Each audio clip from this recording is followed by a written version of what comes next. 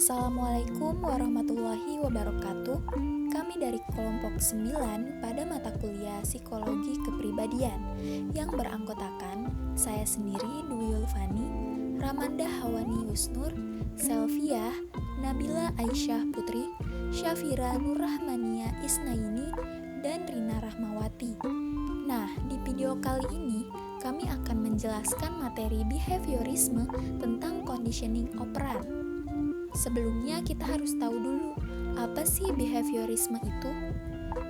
Jadi, behaviorisme merupakan sebuah aliran psikologi yang mempelajari tingkah laku nyata, terbuka, dan dapat diukur secara objektif, yang didirikan oleh John B. Watson pada tahun 1913 dan digerakkan oleh B.F. Skinner.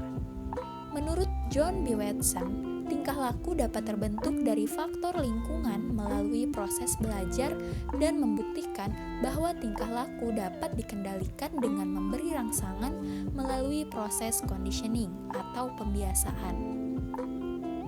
Dalam teori behaviorisme, konsepnya yaitu memandang bahwa manusia ketika dilahirkan ke dunia tidak membawa apapun dan kemudian berkembang melalui stimulus dari lingkungan sekitarnya.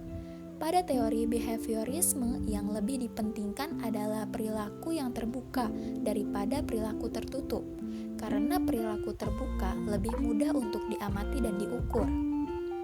Behaviorisme juga disebut sebagai stimulus respon, karena selalu dimulai dengan adanya rangsangan yang diikuti oleh suatu reaksi terhadap rangsangan tersebut. Dan juga dikenal sebagai teori belajar karena seluruh perilaku manusia dianggap hasil belajar, kecuali insting. Kepribadian dan belajar memiliki keterkaitan karena dalam teori belajar, individu memiliki tingkah laku baru, menjadi lebih terampil dan menjadi lebih tahu, yang memiliki dua strategi belajar, yaitu ada conditioning klasik dan conditioning operan. Nah, lalu apa sih yang dimaksud dengan conditioning klasik dan operan ini? Jadi, conditioning klasik merupakan proses di mana suatu stimulus atau rangsangan yang awalnya tidak memunculkan respon tertentu diasosiasikan dengan stimulus kedua yang dapat memunculkan respon tertentu.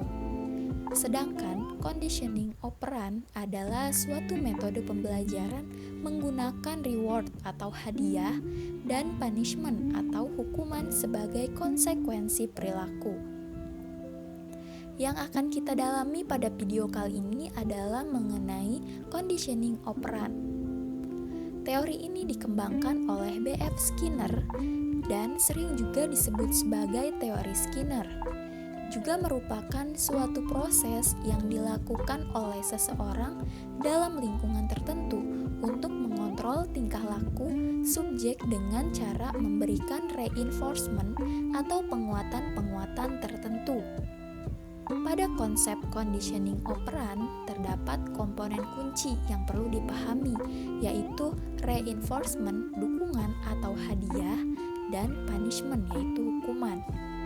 Reinforcement adalah segala hal yang terjadi yang dapat menguatkan suatu perilaku. Reinforcement bisa bersifat positif maupun negatif. Dan kebalikan dari reinforcement, yaitu punishment, adalah segala hal yang dapat mengurangi terjadinya suatu perilaku dan juga untuk dapat menghilangkan tingkah laku yang tidak diinginkan. Punishment juga dapat bersifat positif maupun negatif. Nah, di sini saya akan memberikan contoh. Yang pertama, ada reinforcement positif. Reinforcement positif yaitu hal yang menghasilkan atau menguatkan suatu perilaku positif. Contohnya, ada seorang anak yang tidak suka merapihkan tempat tidurnya. Kemudian, ibunya memberikan tawaran, jika ia mau merapihkan tempat tidurnya, nanti akan diberikan uang jajan. Lalu, anaknya menjadi rajin untuk merapihkan tempat tidurnya, bahkan menjadi terbiasa untuk merapihkan tempat tidurnya setiap hari. Yang kedua ada reinforcement negatif.